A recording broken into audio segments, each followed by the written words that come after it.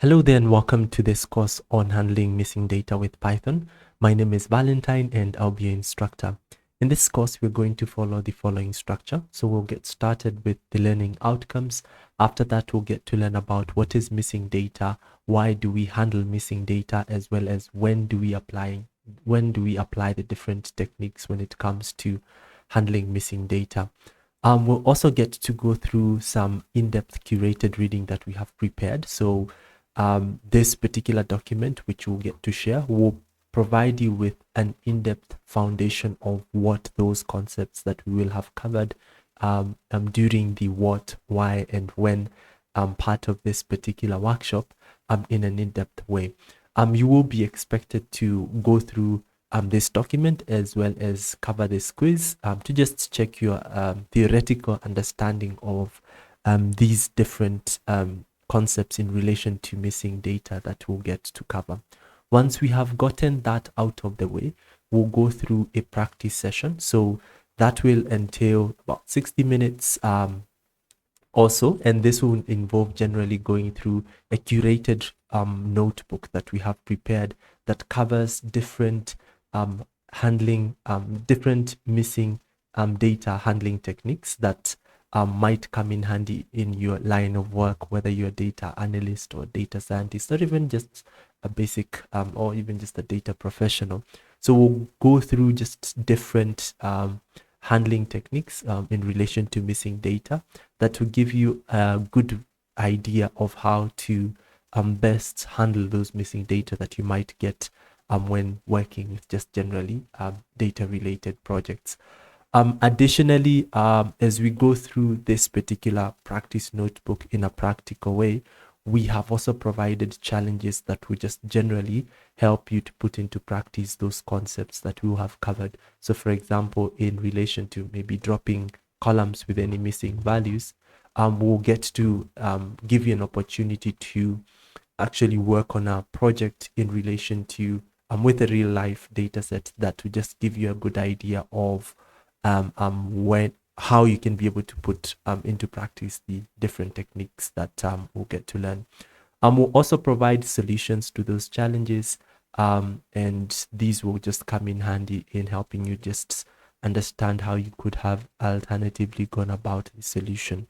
Once we have gone through the practice work, as part of now the next steps, we will also provide some project, a real life project where you get to apply all the different techniques that you'll have learned in a real life scenario.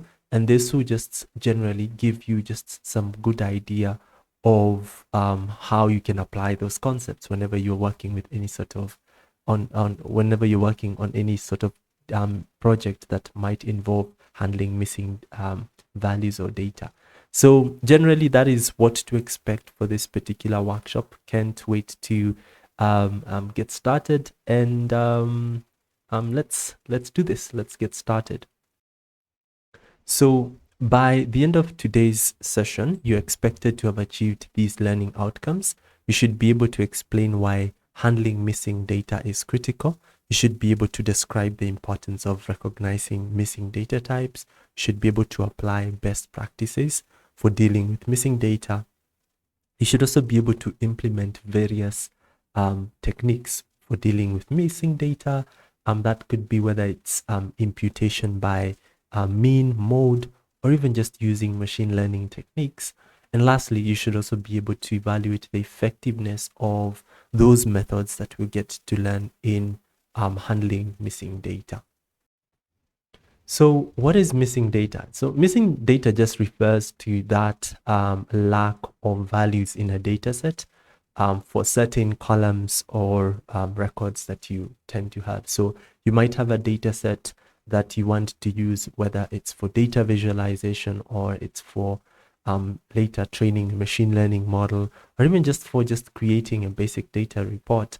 And in that data set, you might realize that you're missing some values that would be important in your analysis, or they might not necessarily be important. And in such contexts, then that data that is missing is what we would refer to as missing data. And that kind of data can occur for various reasons. One being that there could be some non-response by the individuals or the respondents that that actually contributed to the creation of that data. It could be that maybe there was a data entry expert, or not even, or data entry personnel who unfortunately forgot to key in some values for certain records. Or it could be that you would provide a survey to respondents, and respondents might decide not to give that data. So there are many reasons, and those are just a few of them. And the reason why we would want to handle such kind of data is that because in many cases, there could be challenges that could arise if we still work with that kind of data set, that has missing data. For example, you could have biased or inaccurate results if not handled correctly. So for instance, if you have a data set that has a column such as height, and you're looking towards determining the average of the height variable for maybe 100 respondents, and you only have data for 70 respondents. And in such a situation, the average may not necessarily be representative of the entire population, because 30% of the population in such a situation wouldn't have data with that regard. And so that means that we would need, again, to figure out a way of handling those missing values. Is it to look for realistic values, estimate those realistic values and substitute them into that data set? Will it entail also just going maybe again to those respondents and getting that piece of information? Or will it mean that we exclude those respondents from the entire study? So it really depends on again, also on the objective that you have. But generally, I hope that just gives you a good idea of the implications of missing data within your data set, and possibly a reason why we might end up handling such missing data. So there are a few examples also where we might tend to find such kind of missing data. So if you are working with survey or questionnaire data, that's one avenue. If you're working with administrative records, or data linkage scenarios where you're trying to combine, or you're combining multiple data sets, you could end up having columns or variables that might have just missing data. You could also have missing data in observational studies, or even just open-ended responses where maybe it's a Google form or a different kind of a form that you've provided to respondents, and you have some optional fields. Those optional fields, again, would be they would actually contribute to having missing data, as well as even other online forms. So those are just a few areas where you could find missing data, or a few types of data sets that you could find missing data. And why, again, just to recap some of the reasons why we would want to handle missing data: because we could end up having biased or inaccurate results. In some other situations, we might end up having some incomplete understanding of the entire phenomena. So if we end up making judgments based off a data set that has lots of missing data, we could again end up misunderstanding the entire data set, because the data set that we would be relying on would not be representative of the actual population. In addition, there's the issue of decreased generalizability. We may not, this just means we may not be able to make general conclusions about an entire population, because again, the data that we are working with is still incomplete, and hence may not again be reflective of the entire population. There are also ethical considerations to take into account when it comes to missing data, and such ethical complications or implications would be, for instance, if for instance you make some recommendations based off a study that relied on a data set that had missing values, and those recommendations would actually not take into account of the respondents who had their data missing. In such a situation, you would end up having some treatment of a certain subset of your respondents differently than what would actually be. So again, there are different ways that there are different reasons. These are just a few why handling missing data is critical, and it's important again to just take note of this as you continue to just learn about this particular topic. When do we handle missing data? So one of the areas where missing data should be handled, one of the stages where we should handle missing data is during the data collection phase. So we might end up deciding to ensure that we put constraints within the systems that we're using to collect those particular the data that we have. Maybe when it comes to the forms, online forms, we could ensure that all the fields that respondents are going to be interacting with are required, and that ensures that you collect all the data that you need. Again, not only that, not only just setting required, but also putting a constraint on the kind of data that should go into those fields. You could define what are called rules to just ensure that the data that is collected is actually data that is meaningful, which could be that maybe there's an age field. You would ensure that you create a rule such that only a number or an integer between 1 and or even 0 and 100 and maybe and 50 would be allowed for that particular field, so that other users may not maybe put spaces, etc. So during data collection, it's important to also handle missing data. Additionally, when you're performing analysis, it's important because, again, if you don't handle missing data, you could end up with incorrect insights, which of course would lead to incorrect conclusions. Furthermore, whenever it comes to also creating maybe data reports, it could also be dashboards. Again, when you're looking towards working on such kinds of deliverables, you need to make sure that you've handled missing data and you've also documented how you handle those missing data, so that even other stakeholders can also be able to understand the logical conclusions that were made based off that, the actions that you took with regards to missing data. So that is typically when you would handle missing data. And there are different kinds of projects, not only these ones, maybe also when you want to create machine learning models, just to ensure that your model actually makes accurate predictions, then again, you would take that into account. There are different types of missing data techniques that we'll get to interact with in this course. These are just a few, but there are quite a large number of them. Even in addition to these ones, there are other handling missing data techniques that we would work with.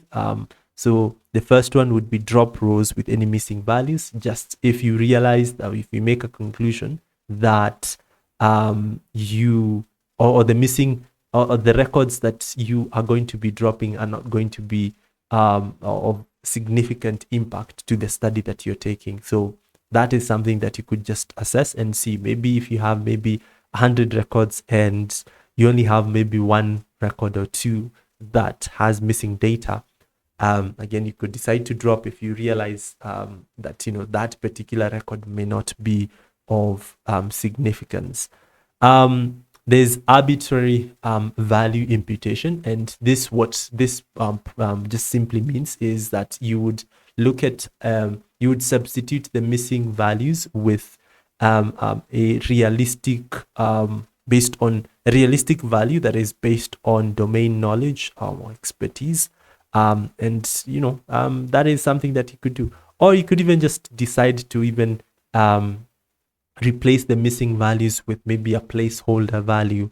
Placeholder value could be maybe NA not applicable or 9999, depending on whatever project that you're undertaking.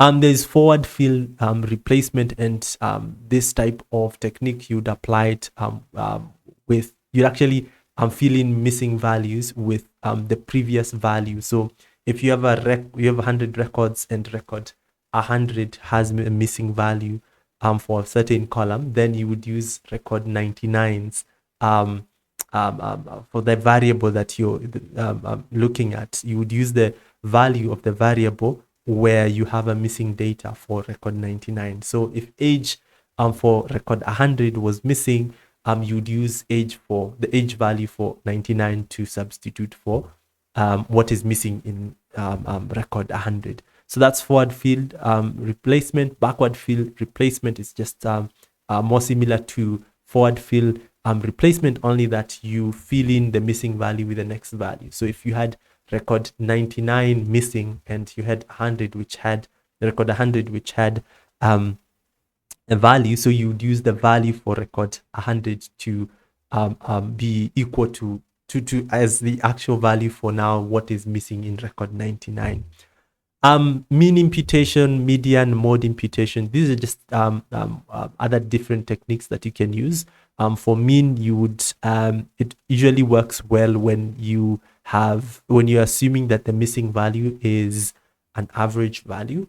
For median, this type of imputation technique would be appropriate when the missing values, you would assume that the missing values have some sort of central tendency. For mode imputation, you would most likely apply this type of imputation technique when you have categorical variables, so a variable that has classes or categories, and you're assuming that the missing data would be best represented by the most common value within that particular column. There are other techniques that we might also get to work with in relation to machine learning that include k-nearest neighbors imputation. There's decision tree imputation. There's also gradient boosting imputation. These are just machine learning techniques that use what are called machine learning algorithms. So you would study the existing data and then be able to predict or estimate using now these tools to you would predict now those missing values and then later onwards substitute them. We'll get to see them we'll get to see how they work when it comes to working with Python. There's iterative imputation. This is just another technique that uses what is just an iterative process based on other variables within the data set, and also gives you some fairly good understanding. It's a fairly good estimate of the value that you want when it comes to missing data. All right, so, and that's it. So at this particular point, the next thing that we need to do is to go through now the reading and the quiz that we have provided. So there's this reading that you'll find that we have already prepared, and it gives you just an in-depth understanding of the concepts that we have covered so far. Once you have gone through this reading, go through this quiz, then after that we'll get started with the practice work, which is now what you're seeing on your screen. So take about 10 to 15 minutes and then come back and we'll continue. All right, so the first thing that we do once we get to complete the reading on the quiz is to now go to the practice notebook and go to the very top and say file, then save a copy in Drive.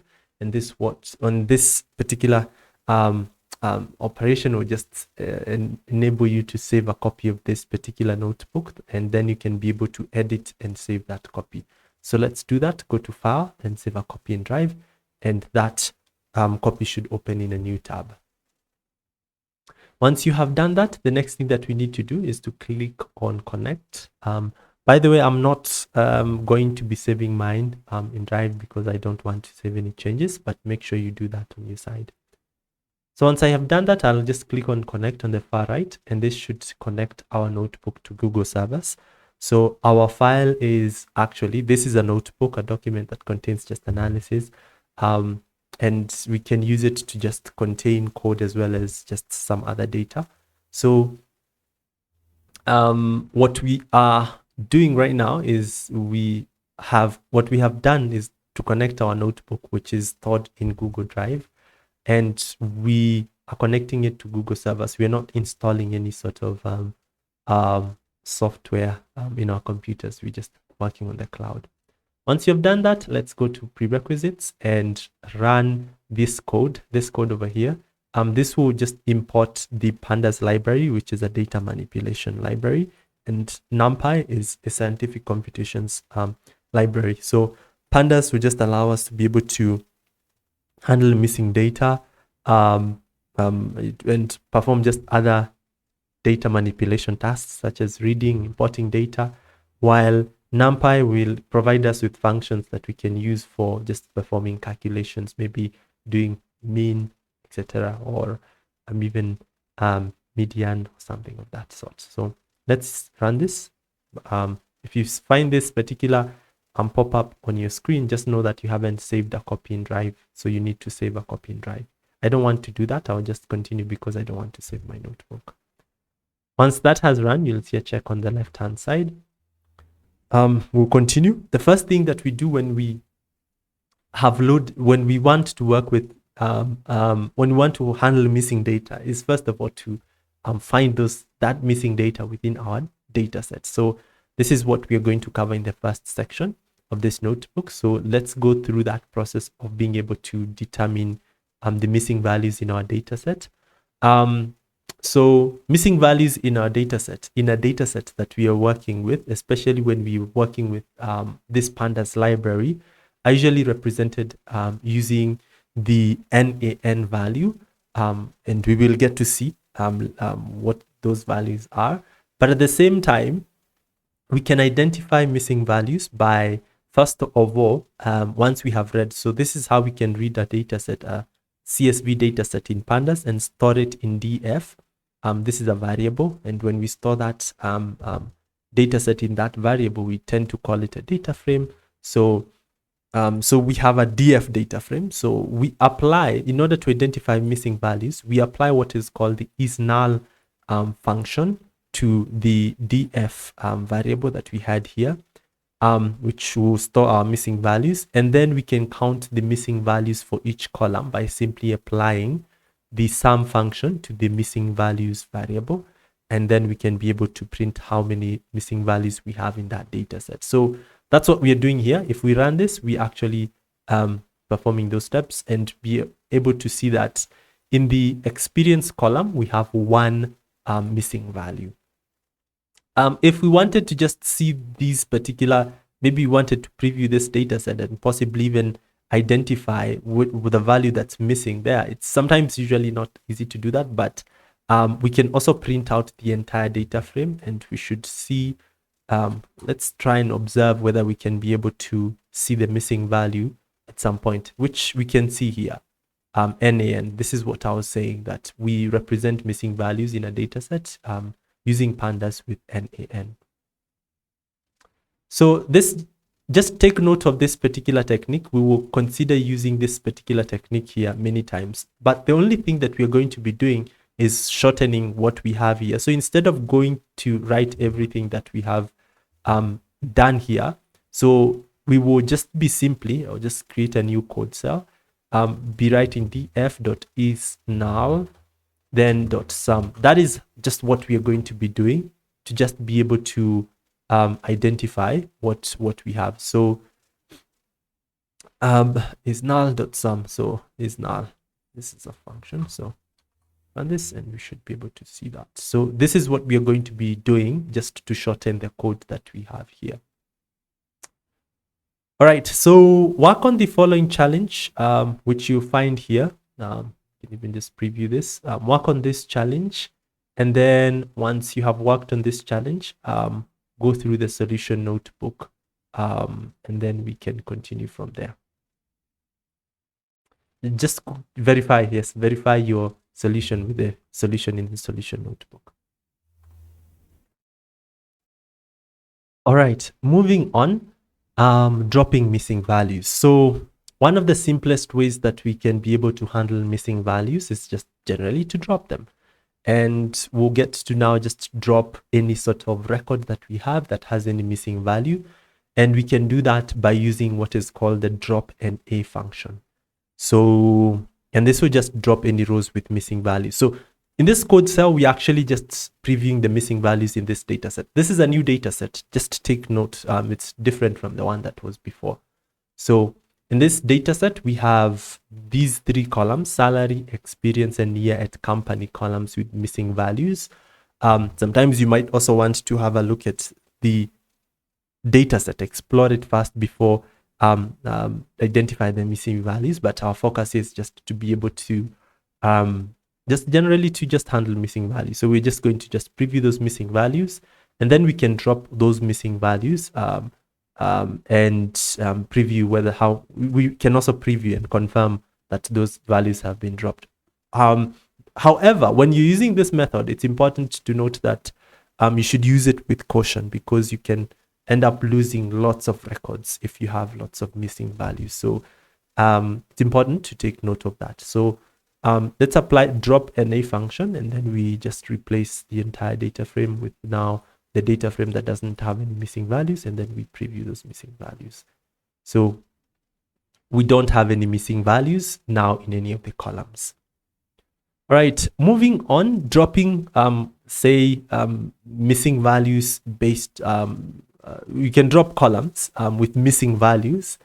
So you can drop a column from your data set if it contains any sort of missing values. Again, it's also another simple method that we can use to handle missing values in a data set. But you should also consider that you should also take note that you might end up also losing valuable information. So let's print out this other data set. Let's check how many values. So we have these two columns which have missing values, email and phone. So we wanted to drop those ones, those particular columns. And how we do that, we still use the drop NA function, but we define access to one to now define that we are working with our columns. We want to drop columns that have any missing values. And we store now the outcome of that in df, and we preview the missing values. So in our case here, we don't have the email and phone columns. All right, work on the challenges and verify your solutions using the solution notebook, and then we'll continue. All right, moving on, we are now going to be replacing missing values. There are three different techniques or imputation techniques that we're going to learn. The first one is arbitrary value imputation, and this just involves replacing the missing data with some arbitrary value or some value that makes sense. So for instance, you might have missing values in a data set. You decide to have those missing values be represented by the value unknown. So let's first of all load the data set, this data set, and preview the missing values. We have 5 in the current project column, which are missing values. So first of all, we define our missing arbitrary value, the one that we want to replace our missing value with, the one that we want to use in order to represent the missing value. Then later we use the fill NA function, and this particular function will fill in the missing values with some value that we give, and we define the value that we want to give to replace those missing values with first, and then we have the in place as true. This just means when we set in place as true, it just means we apply the changes to the original data frame df. So instead of saying df equals, like the way we did here, we say df equals, we could have also said in place is equals to true, and decided not to do that. So we could have said something like this: in place is equals to true. That would have actually replaced the values, made our changes to the original data frame df. But in our situation over here, this is just what we're doing here. It's actually, we're doing the same thing. We're replacing now the outcome of this operation into the original data frame, and then we're previewing the missing values. So let's run that. And you can see current project has no missing values. If you were to preview that data frame, just df,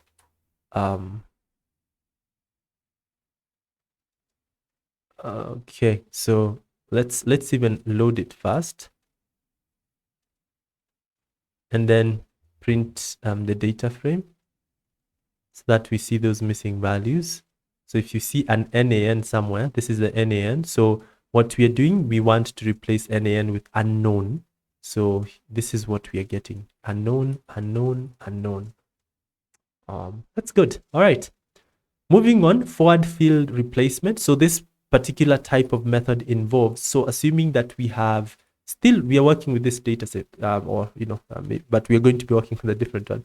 But forward field would mean, so if this is unknown, or if actually, let's work with this. This is missing.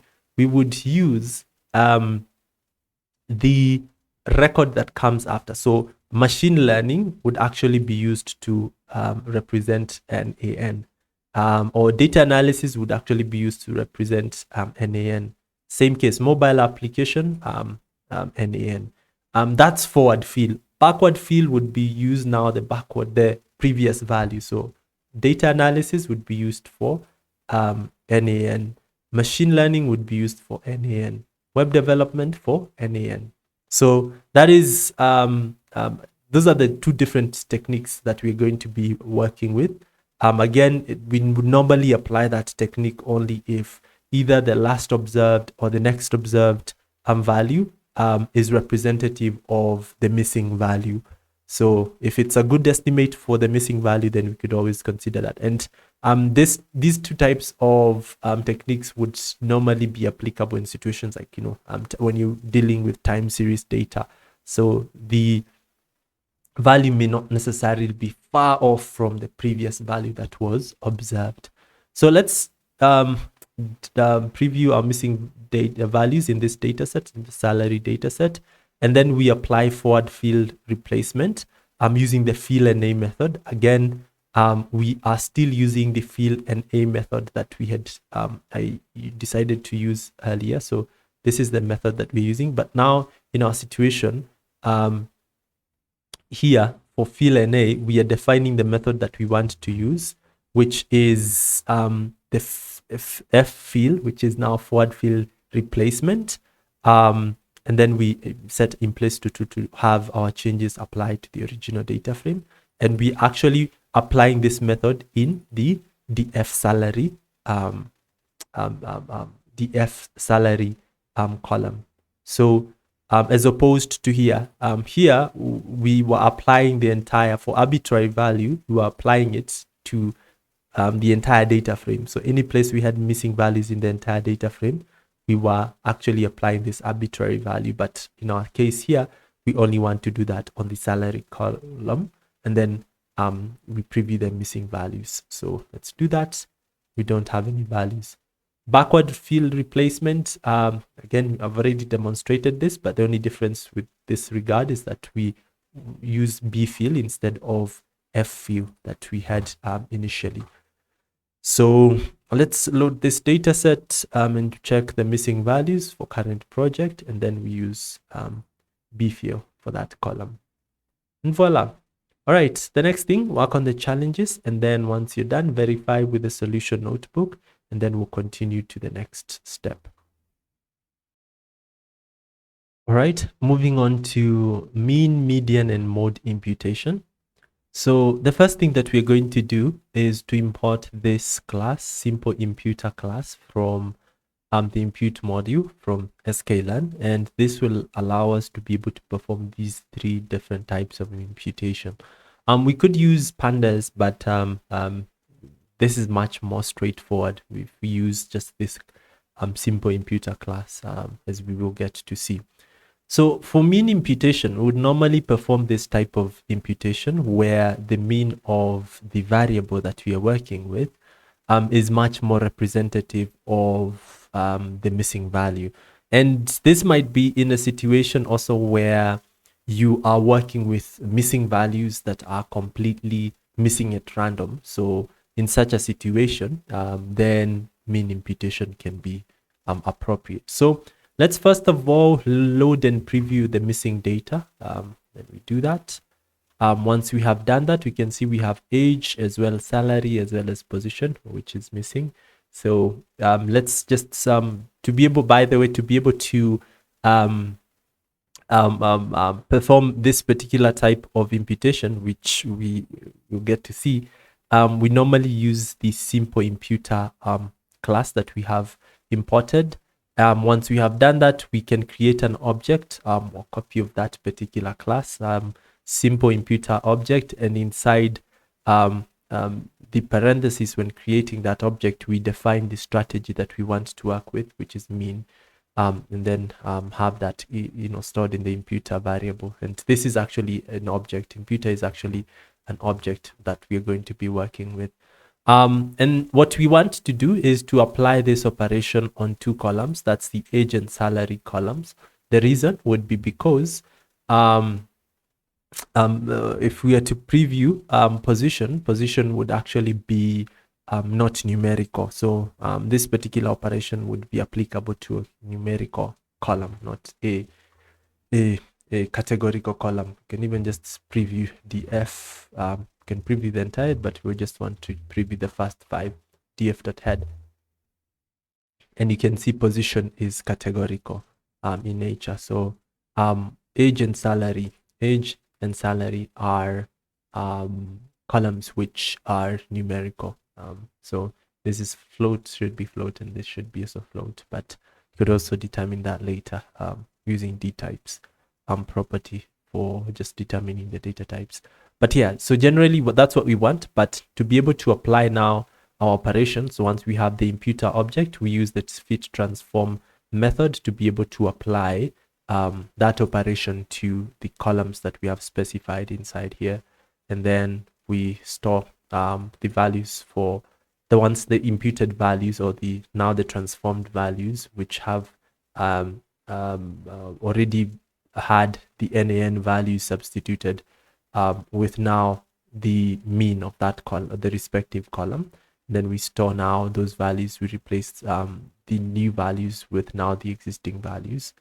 We replace the existing values with now the new transformed values, and then we preview them missing values. And you can see that okay, simple imputer, we need to run this. Sorry, let me run that. Should be okay. Then I can be able to run that. And you should see that we now have taken care of age and experience. Position is not taken care of. That we can use something like mode, because mode works well with actually mode works with categorical values really well. All right, so that's mean, median. So when you have maybe data that is skewed either to the left or to the right, especially when you have outliers in the variable numerical variable that you're working with, then median imputation would work better than mean. So let's preview this particular data set and apply that operation. So we're still going to create a simple imputer object, but now define the strategy. So this is not mean, this is median. It should be median. I'll update that, median. So once that is done, by the way, you noticed that there are a few missing values in this data set. So we want to do the same case for age and salary, then run that. And you should see that age and salary columns don't have missing values. All right, so moving on to mode. So mode imputation would be much more applicable when we want to consider the most frequently occurring value as a replacement for the missing data. And this can be useful especially when we're working with categorical data. So for instance, if we first of all identify our missing value, so we have this particular, this is our data set, and we can even just preview it so that you're able to see df.head, just to see the nature of that data set. So in this particular case, we have categorical data. So because for operating system, that could be there could be a few categories. Same for processor, RAM, storage, graphics card as well. So if we have missing values, so in the operating system, it seems we have missing value there. The same case for processor, for RAM, storage, as well as graphics card. So we want to replace the missing values with the most frequently occurring value in that column. Let's even just preview the entire data frame. We can be able to see the entire data frame and see those missing values. So we can see one here. We can see another one here. We can also see another one here, another one here. So let's, and also another one here. So let's do that. But now in our case here, what we're going to do, we're still going to use the simple imputer class, but we'll define the strategy as most frequent, not median or mean. This is the most frequent, and this will just actually allow us to apply mode and the mode operation, and then we have that object imputer. But now in our situation over here, we want to apply it to the entire data frame. So in any instance where we have NaN, we're going to replace that NaN with the most frequently occurring value, the most frequent occurring value in that particular column. So again, we still use we actually apply the entire we transform the entire data frame, and then we also define the df columns for what we have. But essentially we use the object, the simple imputer object, and transform the entire data frame using the most frequent operation, and then we get the values of the output of that and feed that into a pd.dataframe method, and we also define the columns, which is what we had initially for here. So df.column. So we are creating a new data frame that will contain now the missing values, and we are replacing the old data frame with a new data frame. And then we can preview the missing values, and we see that we don't have any missing values. All right, so that's it. Work on the challenges, and then verify your challenges or your solutions using the solution notebook, and then we can continue.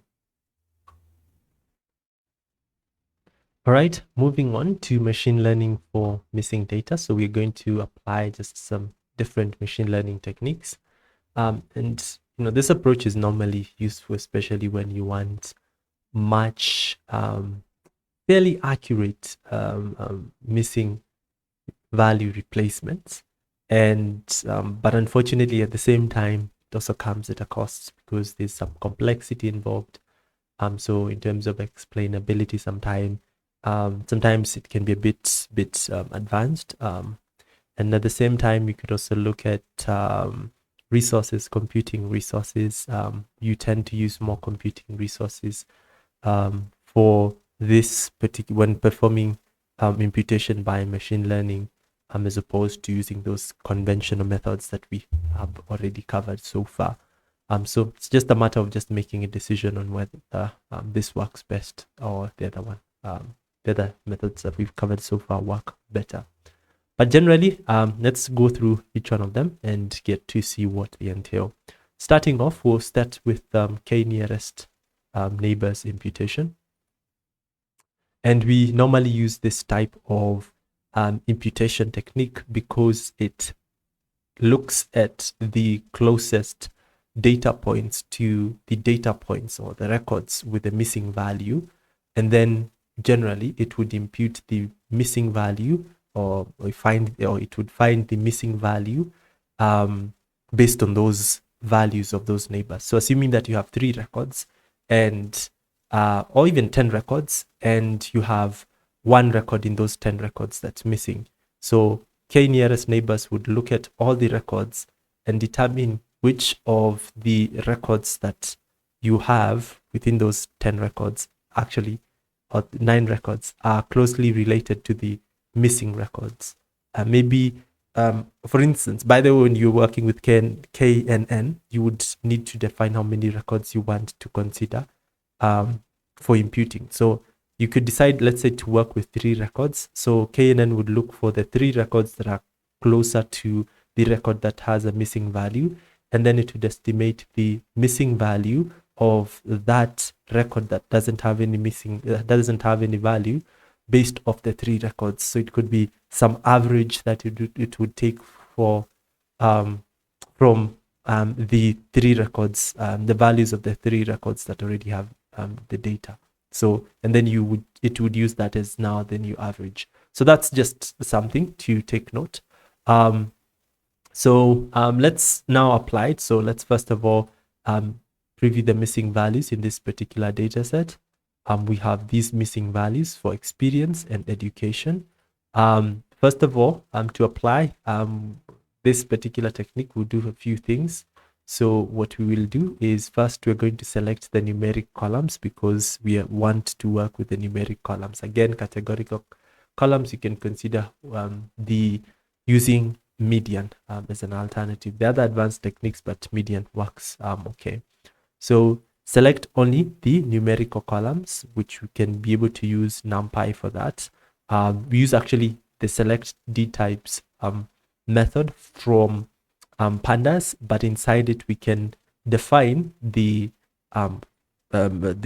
columns that we want to work with, which are numerical in nature, using we define NumPy using np.number, and we set that outcome as the value for include parameter.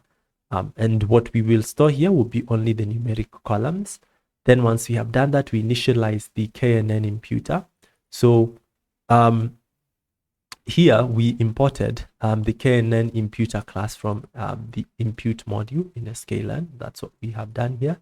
We have actually used that class to create an object and then defined the neighbors, the number of records that we want KNN to consider when it comes to determining the estimate of the new record. So that's what we define here as n neighbors to equal to 3. Now we have a imputer object, and we use the imputer object to transform now the numeric columns. Again, we are using actually by saying df numeric, we are actually getting the data, the numeric data that is in those numerical columns. And we are using the imputer class here to transform those values and be able to determine the new imputed values that would be realistic for those particular numerical columns. And generally, this particular imputer object would actually perform our KNN imputation and replace those missing values with the records that are much more realistic. And once we have done that, we have the df imputed, which is now this data that contains the imputed values.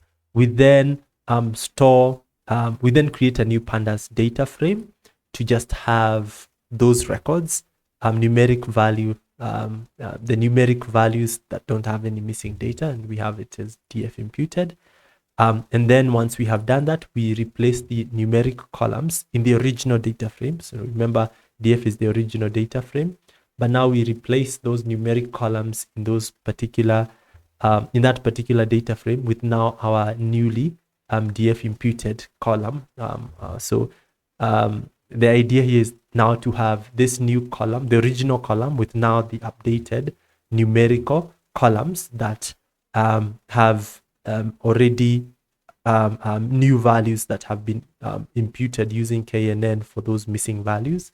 And then we preview the missing values as shown here. So if I run this, that's what I'm getting. So education is just education is not numerical in nature. It's different. So if I were to say df.dtypes, which is one that will just give us the different data types, you can see that we have skews. Again, skews is object, which is just numeric, and which is could be categorical or textual. But for education, which still has missing values, we can use something like median to replace those values. But yeah, so that's how you can go about KNN, or k-nearest neighbors imputation. For iterative imputation, this is another technique that still it almost works. You can think of it as almost working like KNN, but only in this regard that you don't define the records that you're going to be using to compute the imputation, the new value that will represent the missing value. So the iterative imputer would be that particular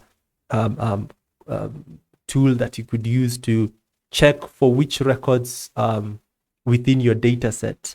So it actually uses the existing records to iteratively come up with a new estimated value for missing value. So what would happen is that it would, first of all, look at the records already. If you have 10 data set records, it would look at the records within that particular data set, and then go through each and every value to determine the missing value, to determine an estimate for the missing value that you have. And there are different methods that you can be able to use in order to perform this iterative imputation task. And by default, what is called the Bayesian Ridge method, which is just basically what is called a probabilistic regression method, we can use it to be able to impute for those missing values in an iterative process. So this is not the technique that we would use. Just know that Bayesian Ridge by default is what the iterative imputer would use.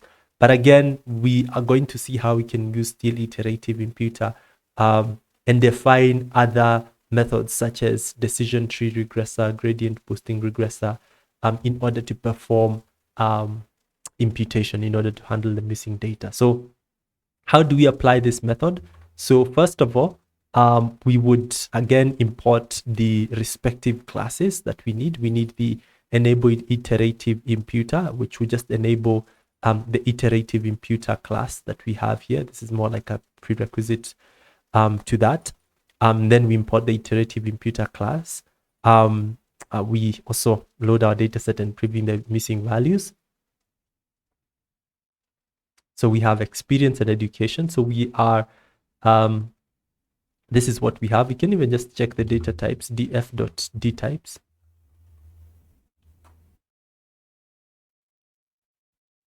We can see experience is float and education is object. So experience is what we want to impute. So again, we'll select the numeric columns. So experience will be selected. Of course, also these are the ones will be selected, but we won't be imputing anything in those columns because for salary, we don't have any missing value. And also for projects completed, we don't have missing values. So again, we select the numerical columns, then we create an instance or an object of the iterative imputer class, and then we apply, we transform the df numeric, the numeric columns, store that in df, create a new pandas data frame, and then with containing now the imputed values, the imputed numeric values, and then we replace the original numeric columns with now this new a data frame that contains the new imputed values, and then we print out our outcome. So we should get that in our, that's the not the education, we are looking at experience. We should see now, because experience had 2, now we should have 0 in experience. That's it. That's how you work with this particular iterative imputer method now by default using Bayesian Ridge. There is also, you could also still define other imputation techniques, still other machine learning imputation techniques using still the iterative imputer that we defined before. So for instance, if you wanted to work with a decision tree regressor in order to estimate the numeric values that we have, we can use again both. So iterative imputer. So I'll just load this data set first. So decision tree, just for some clarity, is a machine learning technique that we would use to predict some values, some future values. In our case here, we want to predict missing values based on now some historical information, based on some other data points or some records that we have already. And we would normally apply this technique if we have complex structure or even just nonlinear, what are called nonlinear relationships within a data set. more specifically, if you realize that the data set, the columns that you have are not, they don't have some sort of correlation, so a positive correlation or negative correlation. If then they don't have any sort of correlation, then you can think about using a decision tree regressor for that case. So just we're still actually going to take the same steps as we took before. We select the numeric columns, but now when we are defining the iterator imputer class, here we would define the estimator value, and we would actually define it as the decision tree regressor. So here we actually imported the decision tree regressor algorithm, but now here we are setting that, and then later onwards defining some other parameters that are usually important whenever we work with a decision tree regressor. So max iter as well as random state are usually important. Random state is usually important for reproducibility.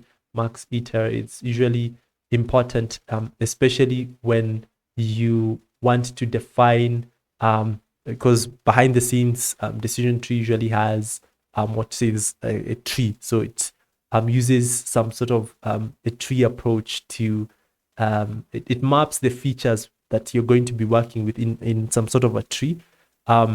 And you can be able to define the depth of that particular tree however you want. You can also set, different parameters such as max depth for that particular situation. But in our case, what we are looking at is max iter. I even just want to scroll through this documentation to just quickly help you to understand what that involves. These are just different parameters that we can work with, but most of the times you don't even have to memorize them. You can just work with whatever that you feel works best.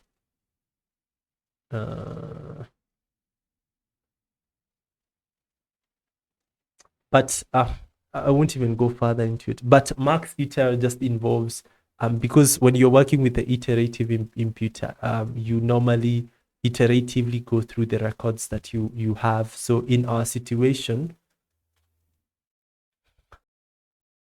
would define the number of times the iterative imputer computes the value for the missing values, because the iterative imputer actually does its tabulations through an iterative process. So just max iter just defines how many of those iterations happen. So that's with regards to the iterative imputer. But if you wanted to also just define for maybe parameters for the decision tree regressor, you could also do the same thing, but you could also do that inside these parentheses that you find here.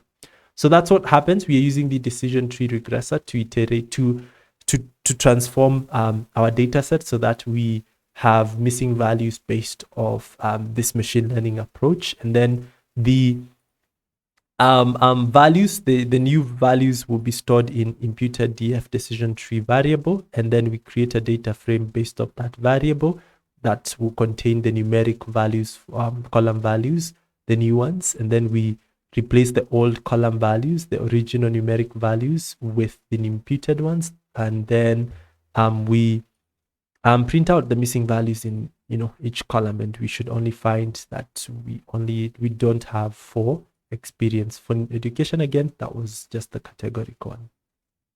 All right, moving on to gradient boosting imputation. This is actually much more similar to a decision tree, only that in this situation we are using what is called an ensemble learning technique. And an ensemble learning technique just generally would use multiple base models, or like multiple decision trees, multiple whatever techniques, base machine learning techniques. So when we are working with machine learning techniques, they're usually what are called base algorithms or base models that we would normally resort to. Something like decision tree is usually a basic one. Something like KNN is a basic one. Something like linear regression. They're usually just basic ones. But if we want to combine the power of using multiple of them, then we use what are called ensemble learning techniques. So for instance, gradient boosting is one of those techniques that we can be able to use in order to accurately arrive at the missing values that we don't have.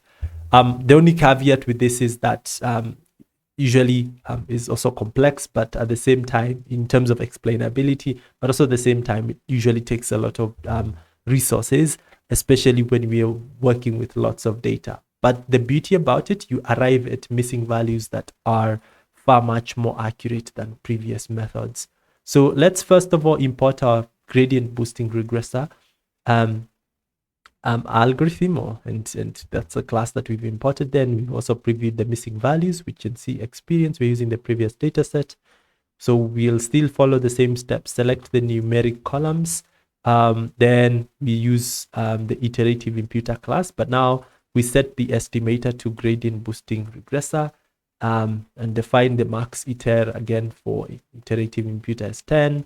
And then we are able to use now the fit transform method to tabulate or to come up with new values for the missing values, and the numeric values that the new ones will be stored in imputed DF gradient boosting. Then we create a data frame of that. Then we replace the original numeric columns with the imputed ones, and then we preview that, and that is it.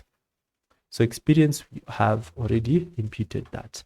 And that's it. So work on the challenges for this section on machine learning for missing data, and then verify your solution with the solution notebook, and then we'll continue. All right, so once we have done that, the last thing that we're going to be covering is how to evaluate the effect of handling missing data. So yes, you have handled missing data, but you might also want to just understand to what extent was your technique effective in handling missing data. And how we would define effectiveness would be ensuring that when we introduce new values within the data set, we do not those new values do not significantly impact the structure of the data set that we are working with. That is how we can be able to define a technique that actually helps us to be able to handle the missing values effectively.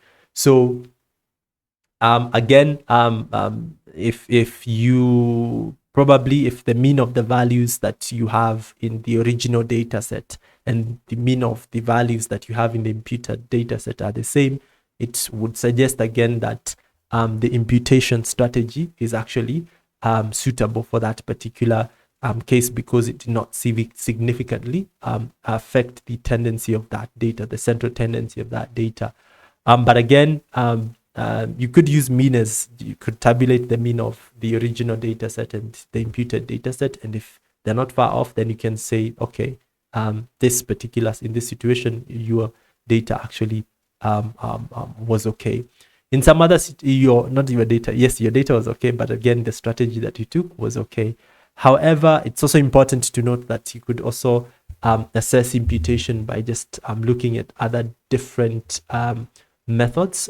So could be your analysis, it could be maybe you could examine the variance, skewness, other statistical properties, because the idea is that you did not again introduce any sort of unintended biases to the data set when you imputed your data. So that is something that you could always compute in order to determine the same. So we have an example that allows you to just get to see, take note of that. And here we are going to be imputing data just in different ways. So first of all, we are going to just load the data set that we have. So load this data set, then we have missing data here. So for age, we perform imputation using mean, not median, sorry. We use median. We could use actually mean. Let's just use mean here.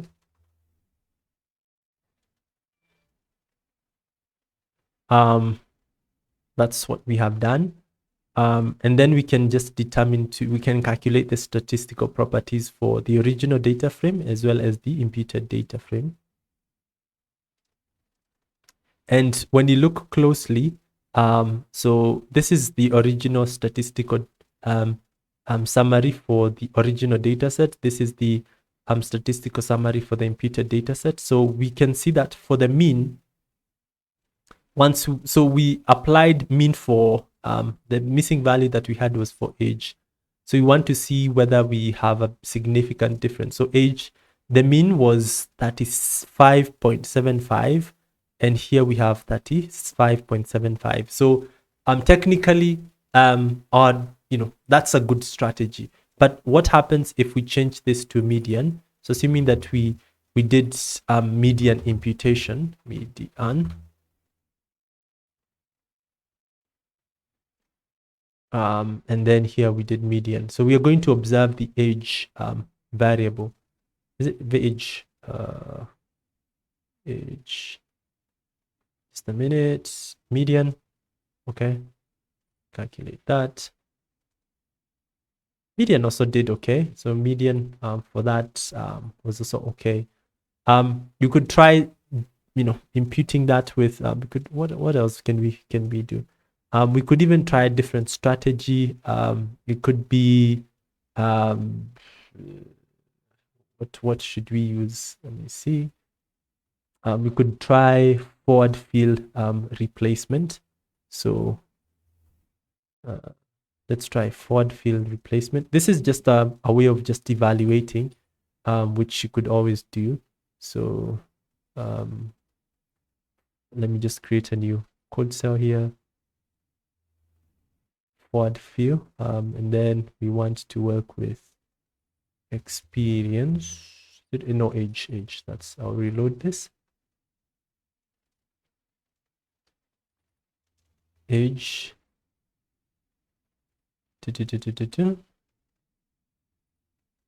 Okay, done that. Let's calculate this.